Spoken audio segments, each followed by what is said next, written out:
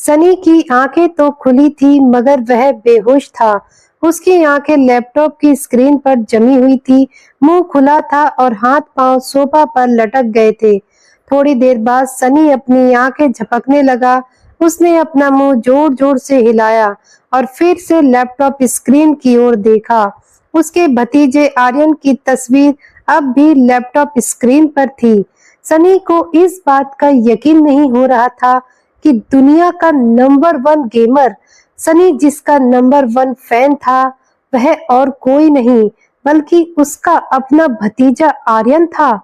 सनी धीरे धीरे होश में आने लगा।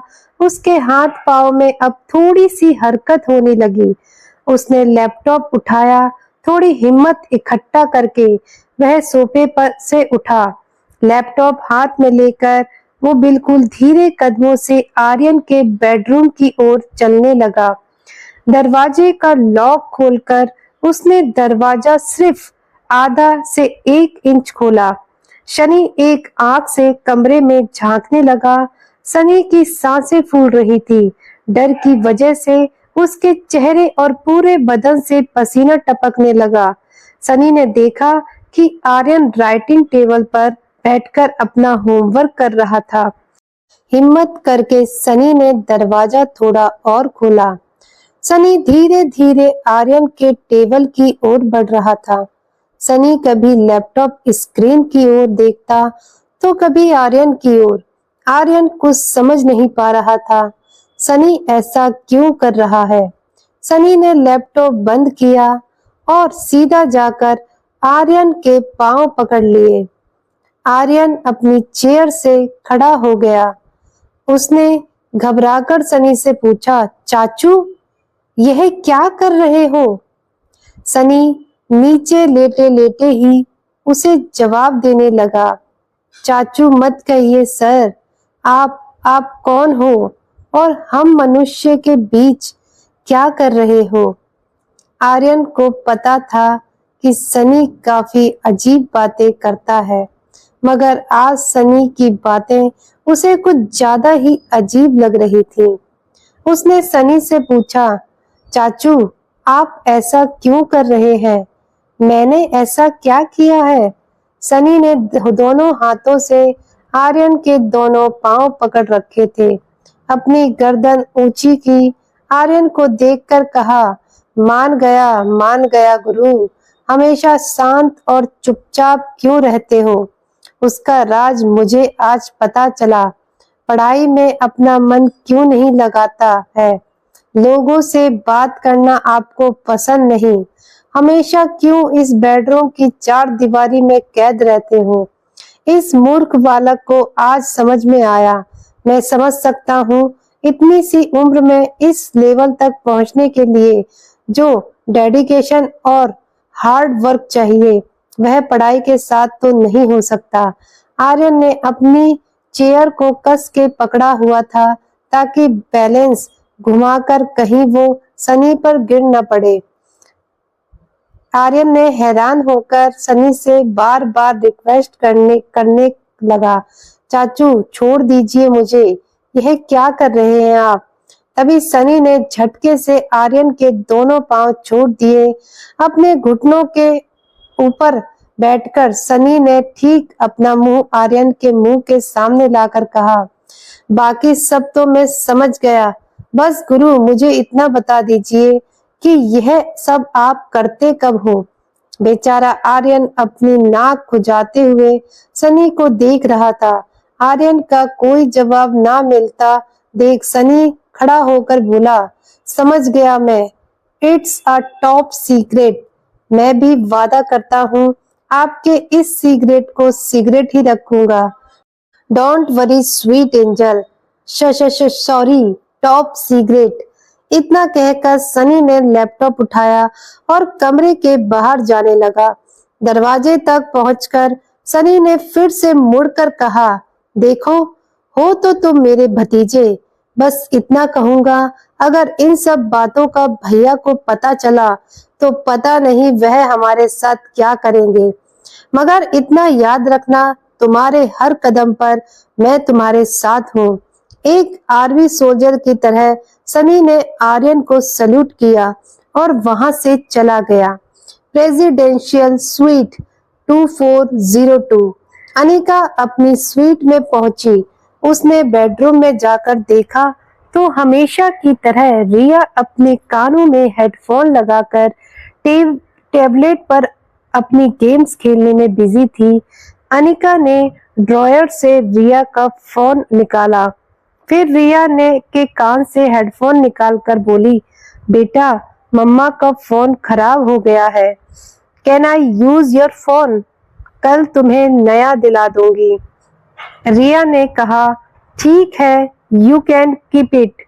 रिया ने अपने हेडफोन फिर से कानों में लगाते हुए कहा, मेरे पास टैबलेट है, होटल का वाईफाई है, I can stay connected with my world. You can use my phone to stay connected with yours. Riya की बातों से कभी कभी समझ नहीं आता था कि उम्र में उन दोनों में कौन बड़ा है। अनिका ने मुस्कुराकर रिया के गालों पर किस करते हुए कहा, thank you my love. Bedroom से बाहर निकलकर अनिका ने रिया के फोन में अपना सिम डाला। अनिका ने जैसे ही सिम कार्ड डाला उसका फोन बजने लगा। राजलक्ष्मी शायद काफी देर से अनिका को फोन लगा रही थी। अनिका ने जैसे ही कॉल आंसर किया, सामने से राजलक्ष्मी की आवाज आई, where have you been ma'am? मुझे लगता है मिस्टर रोहित मारवा को पता चल गया है कि आप मनाली में हो। वॉलरूम में अनिका को इस बात पर शौक तो लगा था जब रोहित ने लोगों से डॉक्टर अमृता के बारे में पूछा था। अनिका सोचने लगी कि रोहित को कैसे पता चला कि डॉक्टर अमृता मनाली में है। राजलक्ष्मी फोन पर बोली, मैम आई एम श्योर वह आपका मोबाइल ट्रेस कर रहे हैं। It's a very big trap. यह बात सुनते ही अनिका की हंसी निकल गई। उसने राजलक्ष्मी से कहा, राजलक्ष्मी प्लीज, रोहित मारवा इतना बड़ा बिजनेसमैन होकर एक डॉक्टर को क्यों ट्रैप करेगा? अनिका और राजलक्ष्मी की बात चल ही रही थी कि तभी कॉल वेटिंग पर गौतम गुलेरिया का फोन आया। स्क्रीन पर गौतम गुलेरिया का नंबर देखते ही अनिका ने राजलक्ष्मी से कहा, मुझे इम्पोर्टेंट कॉल आ रही है, मैं तुम्हें बाद में कॉल करती हूँ। यह कहकर अनिका ने सेकंड लाइन की कॉल एक्सेप्ट कर ली।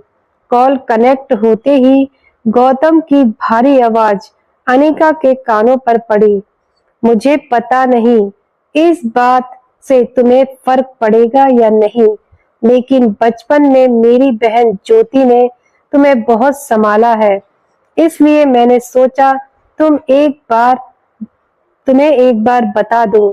ज्योति इज क्रिटिकल, उसे लाइफ केयर हॉस्पिटल में एडमिट किया है और उसके पास ज्यादा वक्त नहीं है।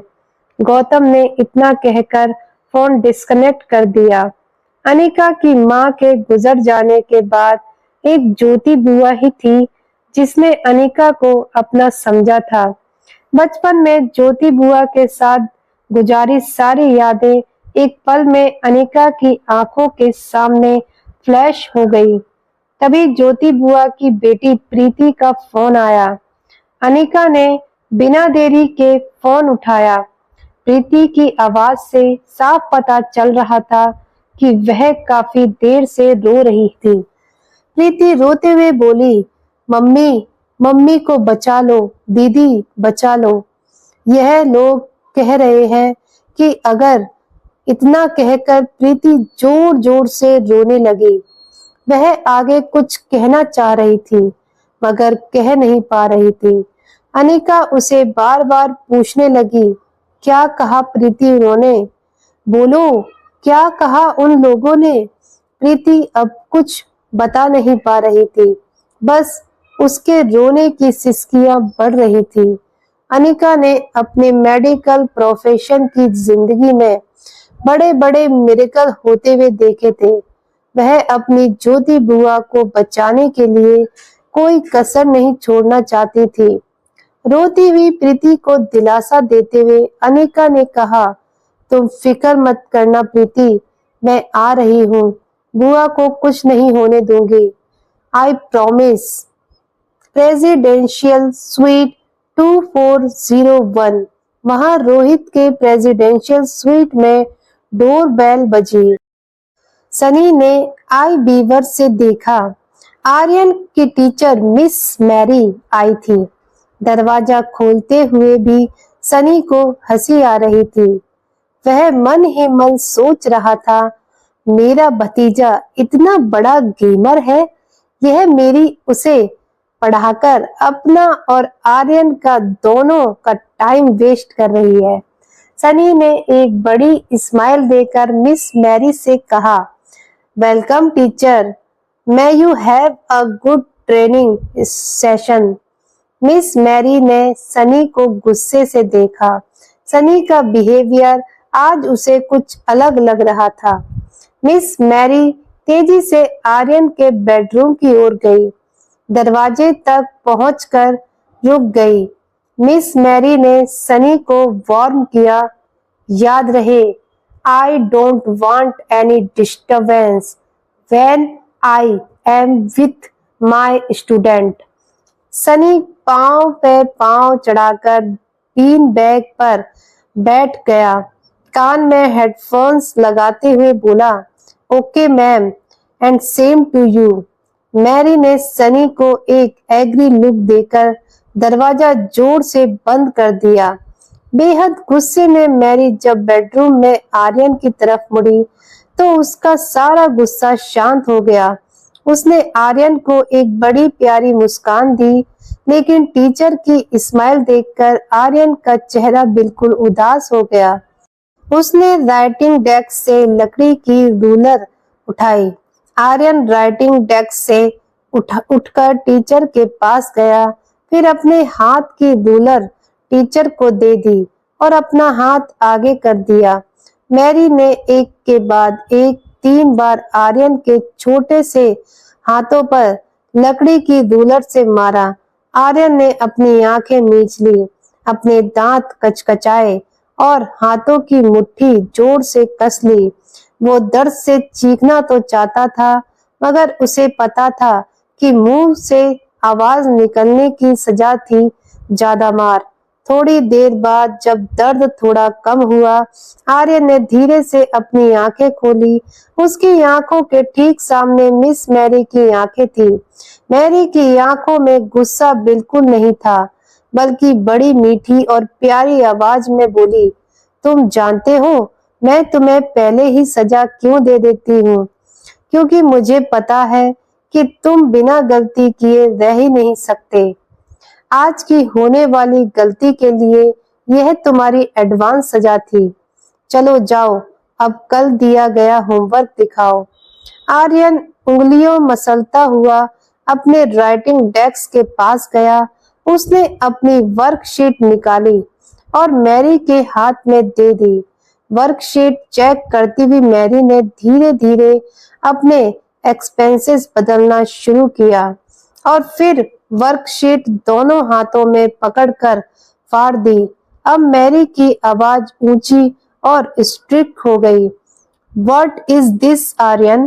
तुम कभी कोई काम ठीक से क्यों नहीं कर सकते? मैंने तुम्हें हिस्ट्री का होमवर्क दिया था और तुमने यहाँ मैथ के प्रॉब्लम सॉल्व किए हैं। तुमसे ज्यादा बेवकूफ बच्चा मैंने अपनी जिंदगी में नहीं देखा। मैरी फिर से आवाज नीचे करके उसके शांत अंदाज में कहने लगी, तुम्हारी उम्र के बच्चे कितने स्मार्ट और इंटेलिजेंट होते हैं।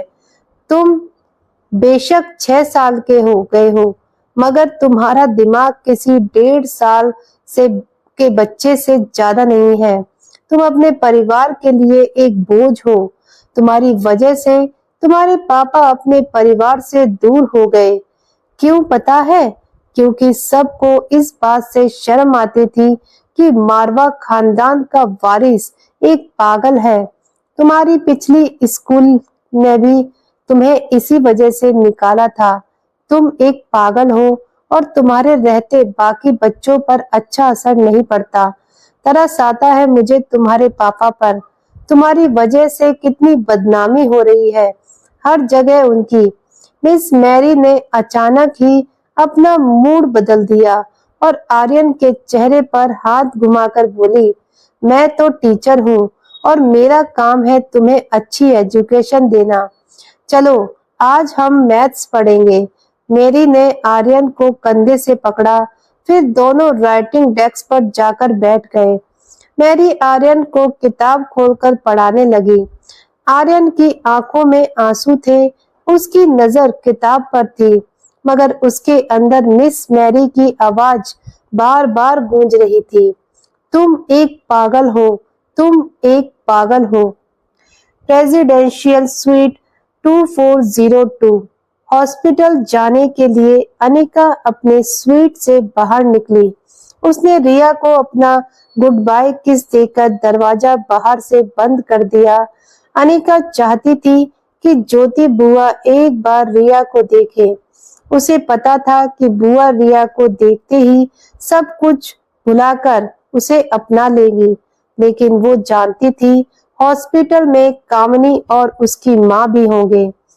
रिया को नुकसान पहुंचाने का कोई मौका नहीं छोड़ेगी दोनों। लिफ्ट का दरवाजा खुलते ही अनिका लिफ्ट में चली गई। दरवाजा बंद तो हुआ, मगर लिफ्ट का स्टार्ट नहीं हुई। दरवाजा फिर खुला, सामने से मिस मैरी अंदर आई। मैरी ने ग्राउंड फ्लोर का बटन दबाया। जैसे ही लिफ्ट चलने लगी, मैरी को एक कॉल आया। मैरी फोन उठाकर बातें करने लगी और अनिका ज्योति बुआ की तबीयत को लेकर टेंशन में थी। तभी उसने मैरी को एक अजीब बात करते सुना। पागल है नहीं तो हो जाएगा। मैरी बात करते हुए हंस रही थी। उसे सेकंड स्टैंडर्ड की पढ़ाई करवाती हूँ और सवाल सिक्स्थ स्टैंडर्ड के पूछती हूँ। गलती करे तो मारती हूँ, ना करे तो ज्यादा मारती हूँ। मारने पर मुंह से आवाज निकाली तो उसकी नानी याद दिलाती हूँ। ओ सॉरी सॉरी, उसे तो यह तक नहीं पता कि उसकी माँ कौन है, तो नानी याद आने का तो सवाल ही नहीं उठता। यह कहकर मैरी जोर से हंसी। मैरी को एहसास हुआ कि लिफ्ट में और भी कोई है। उसने अनिका को देखा और कहा, sorry if I wash loud. Ground floor पर पहुंचते ही मैरी फोन पर बातें करते हुए लिफ्ट से निकल गई।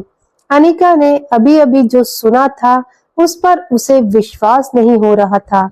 एक औरत, एक टीचर किसी बच्चे के साथ ऐसा कैसे कर सकती थी? अनिका जानती थी कि प्रेसिडेंशियल स्वीट 2401 रोहित का है। इसका मतलब साफ था, यह औरत रोहित के बेटे के बारे में बात कर रही थी। बाहर खड़े लोग अनिका के निकलने का इंतजार कर रहे थे। बाहर खड़े एक बुजुर्ग ने अनिका से कहा, हेलो ब्यूटीफुल, क्या मैं इतना हैंडसम हूँ कि तुम्हें लिफ्ट से बाहर निकलने का मन नहीं हो रहा? बाहर खड़े बाकी लोग हंसने लगे और ओल्ड मैन के सेंस ऑफ ह्यूमर की दाद देने लगे। अनिका अपनी सोच से बाहर आई। उसने सर झुकाकर सबको सॉरी कहा और लिफ्ट निकल गई।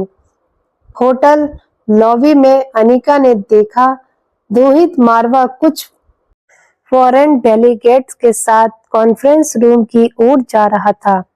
अनिका को देखकर अचानक रोहित चलते चलते रुक गया। अनिका ने सोचा रोहित को जाकर सब बता दे, मगर तभी रोहित के एक गेस्ट ने कहा, Mister Rohit, urgent you coming with us.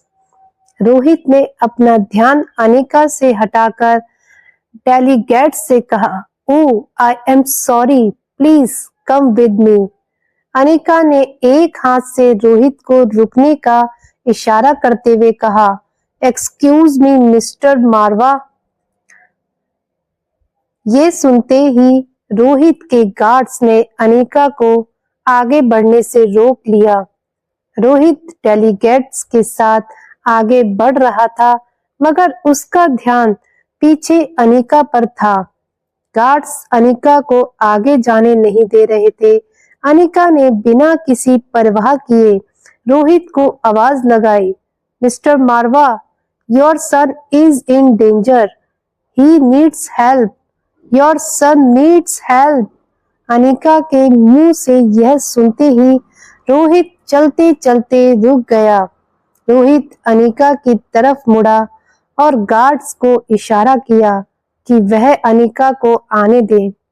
Rohit ने अपने गेस्ट से रिक्वेस्ट की कि वह कॉन्फ्रेंस रूम में बैठे, वो थोड़ी देर में आ जाएगा। जैसे अनिका रोहित की तरफ बढ़ी, रोहित के गार्ड दौड़कर रोहित के पास आ गए। गार्ड्स ने अनिका को डिस्टेंस बनाए रखने का इशारा किया। गार्ड्स अपनी बंदूकों के साथ अलर्ट थे। मारवा कंपनी के दुश्मन कब किस तरह अटैक करें, यह किसी को पता नहीं था। गार्ड्स को हर सिचुएशन के लिए सावधान रहना था। अनिका की बात सुनकर रोहित शॉक्ड हो गया था। उसने अनिका से पूछा, What do you mean by that? Anika guards को देखने लगी। गार्ड्स के सामने यह सारी बातें रोहित को बतानी चाहिए या नहीं, ये सोचने लगी। अनिका के पास कोई प्रूफ नहीं था, लेकिन इस वक्त अनिका को खुद की सेफ्टी से ज्यादा बच्चे की सेफ्टी की फिक्र थी। अपने कंधे से लटके पर्स से बेल्ट को अनिका ने कसके पकड़ लिया। गार्ड्स की ओर देखते हुए अनिका ने रोहित से कहा, देखिए mister Marwa, I think you should help your son, वह किसी मुसीबत में है। यह सुनकर रोहित की हैरानी और बढ़ गई। उसने अनिका से फिर पूछा, आप कहना क्या चाहती हो, प्लीज साफ साफ मुझे बताइए।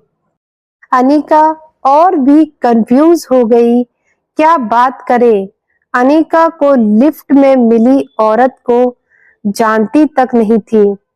अनिका ने रोहित को समझाने की कोशिश की, देखिए मिस्टर मारवा, मुझे लगता है आपके बेटे को उसकी ट्यूशन टीचर मेंटल टॉर्चर दे रही है, जिसकी वजह से उसकी मानसिक हालत बिगड़ सकती है। बच्चे कभी-कभी बातों को बहुत सीरियस ले लेते हैं और हमें पता भी नहीं चलता कि कब हमारा कहाँ गया। एक झूठ उनके लिए। रोहित ने बीच में ही अनिका को रोक दिया, एक्सक्यूज मी, आप क्या कहना चाहते हैं। अनिका को पता नहीं चल रहा था कि वह किस तरह से रोहित को समझाए। अनिका का पैनिक बढ़ता जा रहा था। वह कोई मुसीबत में नहीं फंसना चाहती थी। अनिका ने लंबी सांस भर के रोहित की आंखों में आंख डालकर बोली, देखिए, मुझे लगता है आपके बच्चे के साथ कुछ गलत हो रहा है और उसे आपकी जरूरत है। इतना कहकर अनिका वहां से चली गई। अनिका को इस तरह दौड़कर वापस जाते देखकर रोहित की एक गार्ड ने कहा, सर, मुझे लगता है यह लड़की आपकी बहुत बड़ी दीवानी है, किसी न किसी तरह आपकी नजरों में आना चाहती है। तभी एक दूसरे गार्ड ने कहा, सर, आज तक हजारों लड़कियों को आपके पीछे घूमते हुए देखा, मगर एक बात तो है, यह लड़की बाकी लड़कियों से काफी अलग है। सारे गार्ड्स थोड़ा हंसने लगे। तभी रोहित ने गार्ड्स को एक बॉस वाली लुक दी और सारे गार्ड्स फिर अटेंशन में आ गए। Life care hospital. Anika hospital reception पर पहुंची। उसने रिसेप्शनिस्ट से ज्योति शर्मा का बेड नंबर पूछा। रिसेप्शनिस्ट ने अपने सिस्टम में चेक किया और अनिका से कहा, सेकंड फ्लोर, रूम नंबर 32। जैसे ही अनिका लिफ्ट की ओर जाने लगी, रिसेप्शनिस्ट ने उसे रोककर कहा, एक्सक्यूज मी मैम, आपको इस फॉर्म पर अपना नाम लिखना होगा और ये विजिटर आईडी गले में पहनना होगा। अनिका ने फॉर्म भरने के लिए पेन उठाई, फॉर्म पर नाम लिख दिया, डॉक्टर अमृता गुलेरिया। अनिका को रियलाइज हुआ कि यहाँ वह डॉक्टर अमृता की पहचान छुपाकर आई है। उसने किसी तरह वह फॉर्म अपने पर्स में डाल दिया और रिसेप्शन पर पड़ा हुआ दूसरा फॉर्म भरने लगी। रिसेप्शन पर बैठी लड़की को यह थोड़ा अजीब लगा, मगर हॉस्पिटल में उसने इससे भी ज्यादा अजीब लोगों को अटेंड किया था। अनिका के पास से फॉर्म लेकर रिसेप्शनिस्ट ने उसे लिफ्ट का रास्ता दिखाया। अनिका रूम नंबर 32 के बाहर पहुंची। उसने देखा सामने की बेंच पर प्रीति सर झुकाए बैठी थी। अनिका के कदमों की आवाज सुनकर प्रीति ने ऊपर देखा। जैसे ही उसे अनिका दिखी, वो दौड़कर अनिका से लिपट गई। प्रीति जोर जोर से रोने लगी। अनिका ने प्रीति के सर पर हाथ फेरते हुए उसे फिर से बेंच पर बिठाया। प्रीति को गले लगाकर अनिका ने कहा, शांत हो जाओ प्रीति, कुछ नहीं होगा बुआ को, मैं हूं ना। अनिका के आने से प्रीति को थोड़ी हिम्मत मिली। जैसे प्रीति थोड़ी शांत हुई, अनिका ने उससे कहा, मुझे बुआ के पास लेकर चलो। हॉस्पिटल रूम का दरवाजा खोलकर अनिका और प्रीति अंदर आए। अनिका ने देखा ज्योति बुआ हॉस्पिटल बेड पर आंखें बंद करके लेटी थी। ज्योति बुआ के हाथ में स्लाइन लगी थी। उनके सर में लंबे लंबे मॉनिटरिंग वायर लगे थे जो एक मशीन से कनेक्टेड थे। अनिका ज्योति बुआ को पूरे 7 साल बाद देख रही थी और वो भी इस हालत में। ज्योति बुआ का शरीर बिल्कुल निर्जीव पड़ा था। सिर्फ मशीन में होती हलचल से पता चलता कि पेशेंट सांस ले रहा है। अनिका को अचानक बुआ का चेहरा कुछ धुंधला लगने लगा। अनिका की आंखों में आंसू थे। प्रीति के सामने अनिका को हिम्मत दिखानी थी। वो आईआईजी मशीन के पास गई और रीडिंग चेक करने लगी। बुआ के बेड की बगल में उसकी केस फाइल रखी थी। अनिका ने फाइल की सारी रिपोर्ट एक के बाद पढ़ना शुरू कर दिया। रिपोर्ट पढ़ के अनिका समझ गई कि ऑपरेशन काफी ट्रिकी था। दरअसल ट्यूमर ब्रेन में ऐसे हिस्से में था जिसे ऑपरेट करते वक्त ब्रेन के किसी और हिस्से को डैमेज होने के काफी ज्यादा चांसेस थे। ऐसे ऑपरेशन के लिए 4 से 5 एक्सपीरियंस सर्जन की जरूरत होती है। बेड की दूसरी तरफ प्रीति मुंह पर हाथ रखे अपना रोना दबा रही थी। प्रीति रिपोर्ट्स पढ़ रही थी। अनिका के पास आकर बोली, डॉक्टर कहते हैं अगर ऑपरेशन नहीं किया तो मम्मी। आगे बोलने से पहले प्रीति के आंसू फिर बहने लगे। उसकी सिसकियां तेज होने लगी।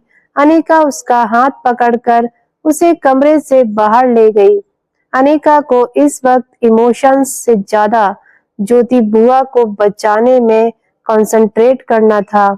उसने रोती हुई प्रीति से पूछा, इस हॉस्पिटल में डॉक्टर अग्रवाल काम करते हैं, क्या तुम उन्हें जानती हो? प्रीति अनिका को सुनकर चौंक गई। उसने कहा, हाँ दीदी, वो तो यहाँ के डीन है, क्या तुम उन्हें जानती हो? अनिका ने बात बदलते हुए कहा, नहीं, वो बस मैंने उनका नाम सुना है, तुम मुझे उनके पास ले चलो। प्रीति अनिका को लेकर डॉक्टर अग्रवाल की ऑफिस की ओर चलने लगी। अनिका को रिपोर्ट देखकर इतना तो पता चल चुका था कि अगर और कोई सर्जन बुआ को ऑपरेट करेगा तो उनके बचने के चांसेस 20 to 30% होंगे और अगर वो खुद ऑपरेट करेगी तो ज्योति बुआ के बचने के चांसेस तो 70% होंगे। जब अनिका और प्रीति ऑफिस पहुंचे तो डॉक्टर अग्रवाल अपनी कैबिन से बाहर निकल रहे थे। प्रीति और अनिका को देखकर डॉक्टर अग्रवाल ने प्रीति से कहा, hello young lady, and who is this beautiful girl with you? Preeti ने डॉक्टर अग्रवाल और अनिका को इंट्रोड्यूस कराया। दीदी, यह डॉक्टर अग्रवाल है, एंड डॉक्टर अग्रवाल, ये दीदी है, अनिका दीदी है। ये मम्मी के बारे में आपसे बात करना चाहती हैं। डॉक्टर अग्रवाल का चेहरा थोड़ा सीरियस हो गया। उन्होंने अपने केबिन का दरवाजा खोला, प्रीति और अनिका को अंदर बैठने को कहा, फिर एक वार्ड बॉय से लड़कियों के लिए कॉफी लाने को कहा। डॉक्टर अग्रवाल अपनी सीट पर बैठते हुए बोले, I don't want to give you girls false hopes.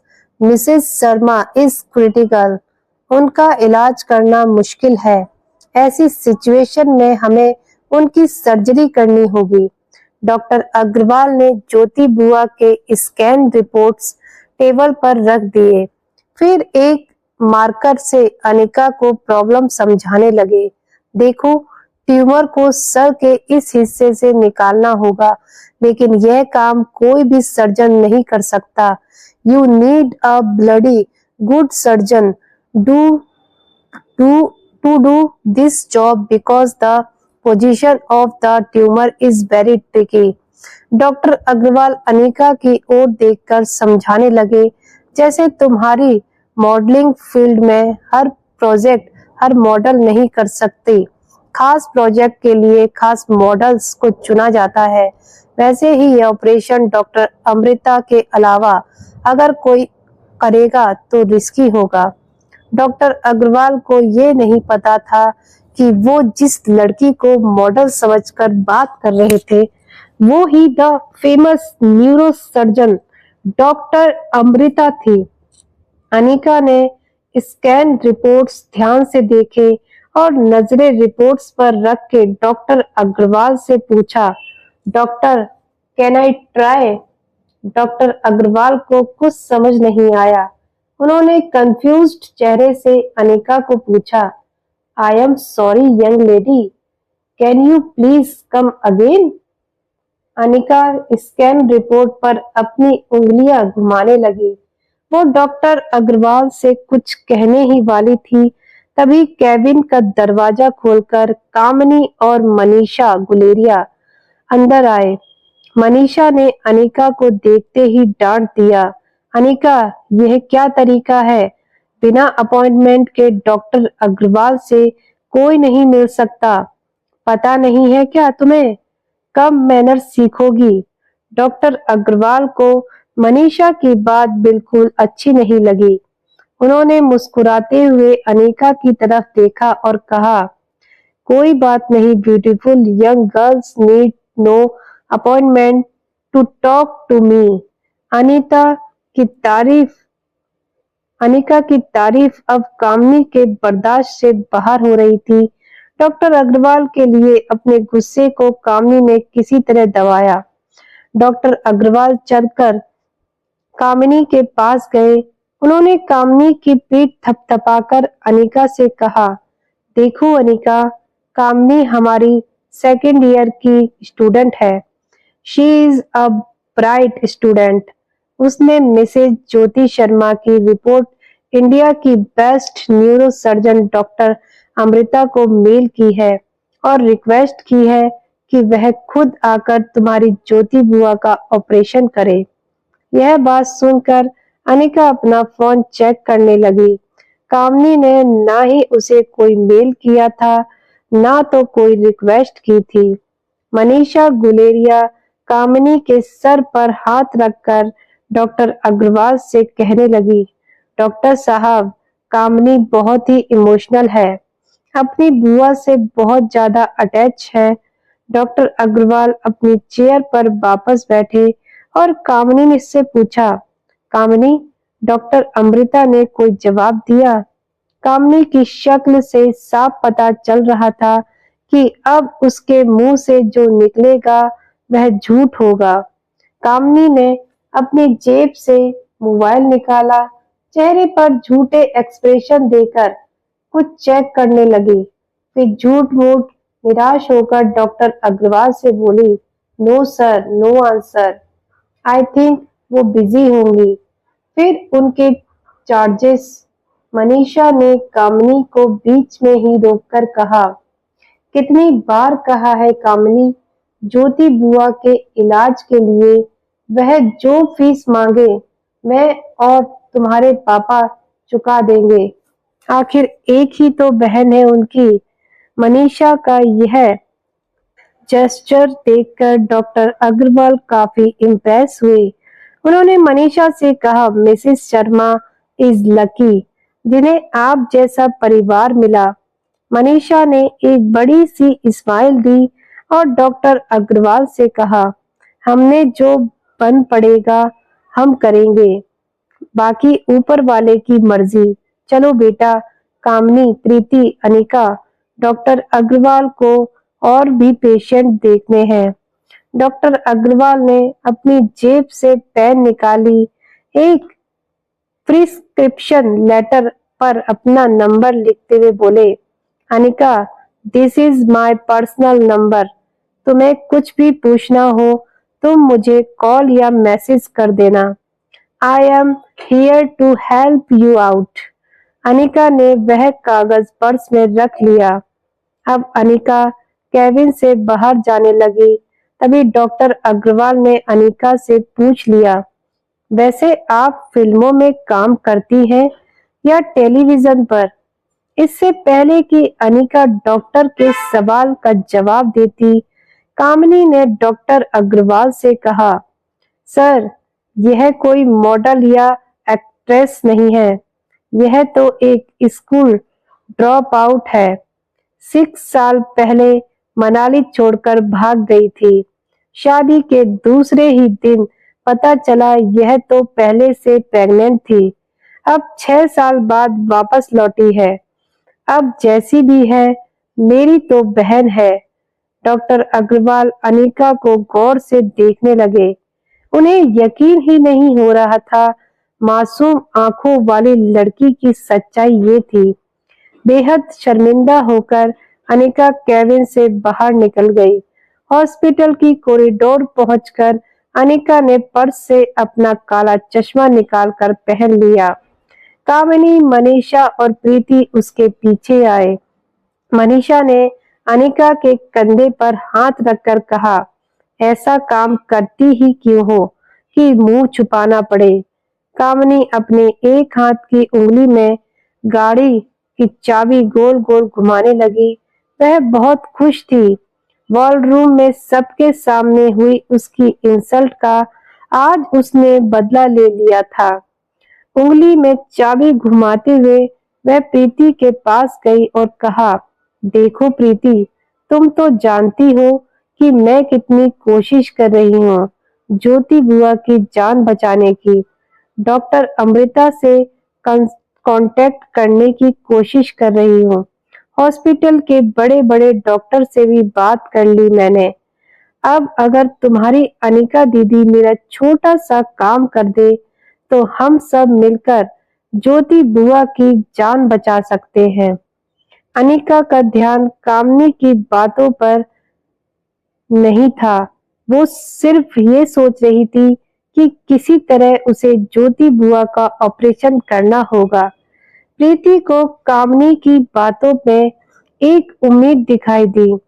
प्रीति ने कामनी से पूछा, बोलो कामनी, क्या करना है हमें?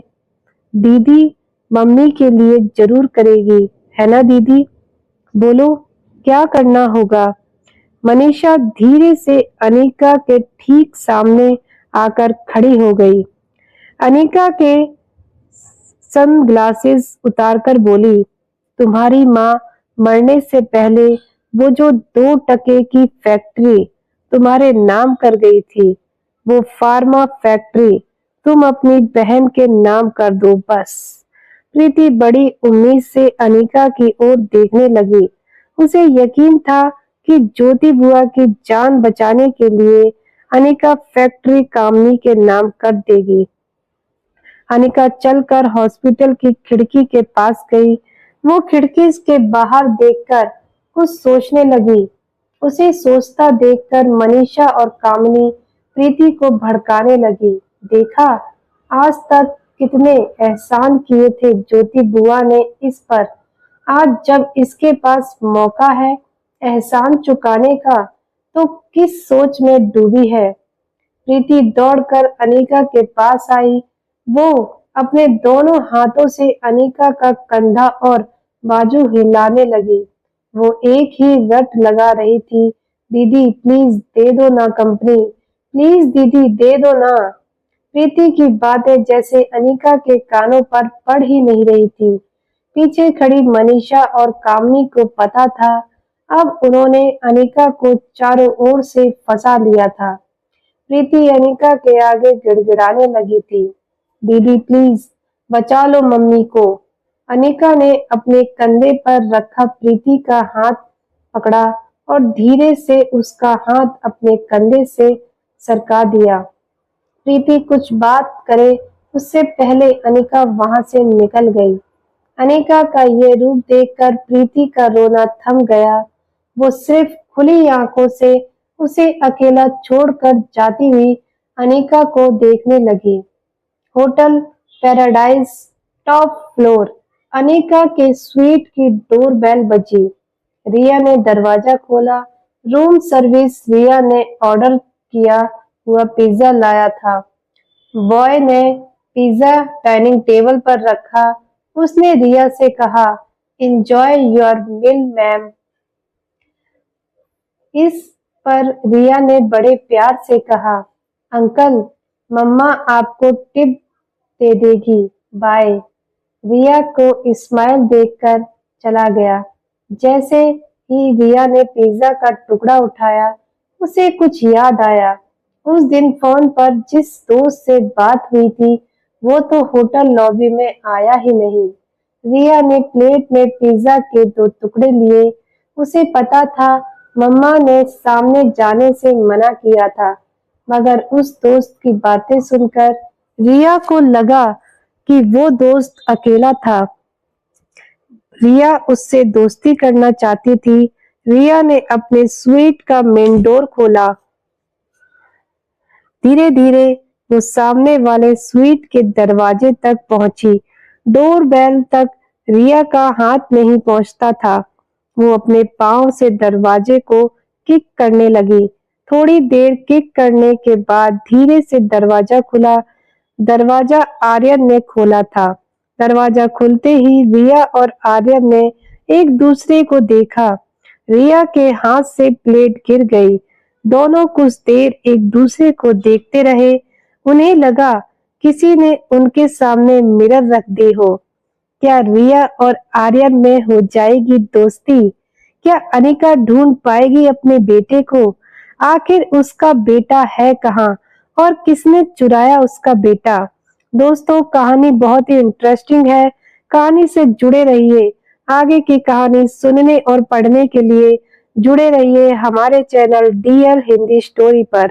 अब मिलते हैं अगली वीडियो में अगले एपिसोड के साथ। तब तक के लिए आप सभी का बहुत बहुत धन्यवाद। दोस्तों, वीडियो को कमेंट करके जरूर बताइएगा वीडियो कैसी लग रही है।